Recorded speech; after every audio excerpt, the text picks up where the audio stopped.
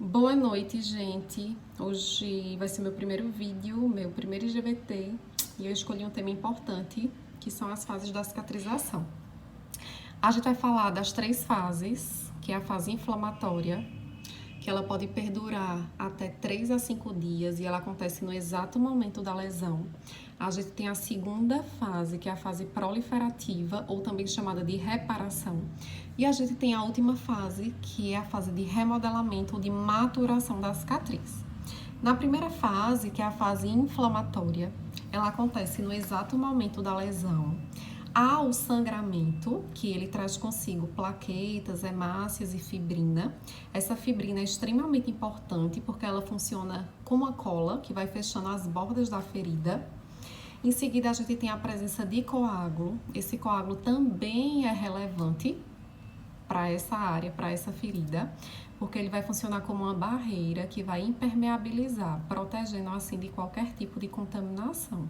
Então, com essa lesão, vão haver liberação local de histamina, serotonina e bradicinina, que são responsáveis pela vasodilatação e o aumento do fluxo sanguíneo local, bem como também vamos ter a presença de sinais flogísticos, que são os sinais inflamatórios, como o calor e o rubor.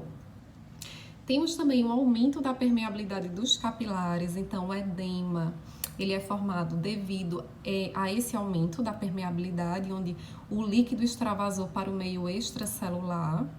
E com a migração sequencial das células, facilitada por esses mediadores bioquímicos de curta duração, como a histamina e serotonina, bem como os de longa duração, como a bradicinina, a leucotaxina e a prostaglandina.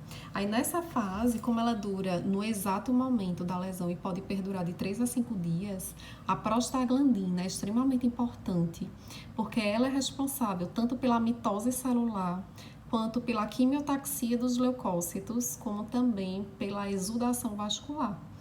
Então, tudo isso acontece, a gente trabalha assim de forma didática para que você possa compreender, mas tudo isso acontece no exato momento da ferida, no momento que a gente tem a lesão.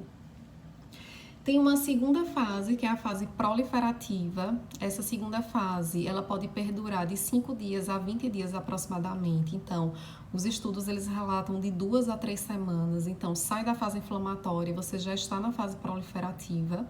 E aí é importante vocês entenderem cada fase dessa, porque para qualquer intervenção que você venha executar com seu paciente, com seu cliente, você deva saber que tipo de procedimento, ou seja, como proceder em cada fase.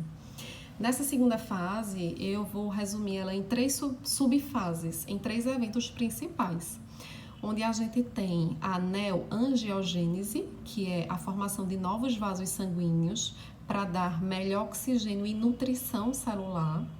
A gente vai ter a reepitelização, que nessa reepitelização vai acontecer a migração de células que são chamadas de queratinócitos para as bordas da ferida, então são células que não foram danificadas, bem como também a migração de fatores de crescimento, que nessa fase são os fatores de crescimento que são responsáveis por dar continuidade à mitose celular, e a gente tem também uma terceira subfase, que é chamado de formação de matriz, onde o fibroblasto ele está diretamente correlacionado à formação de tecido de granulação.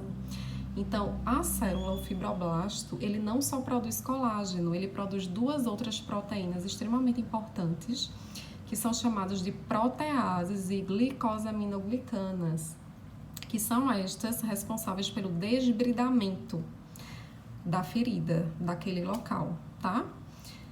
E vem uma terceira fase, que é a fase de remodelamento ou fase de maturação, que ela vai perdurar aí toda a vida, todo o tempo hábil da ferida, da cicatriz, que pode durar até 1 ano, 1 ano e meio, ou até 2, depende muito da extensão da lesão. E nessa fase, basicamente, há um equilíbrio entre a produção e a destruição do colágeno através de uma enzima chamada de colagenase. Então, nessa fase, a gente vai ter uma ação, que é a força centrípeta da cicatriz, para poder a gente ter o que a gente chama de cicatrização de primeira intenção. Então, a gente deve ter um equilíbrio na produção dessa proteína. E ela é uma das principais e responsável direta por todo o processo de cicatrização. Espero que vocês tenham gostado. Tentei resumir aqui todo o processo de cicatrização, que ele é bem complexo, mas a gente se encontra no próximo vídeo. Um beijo para vocês!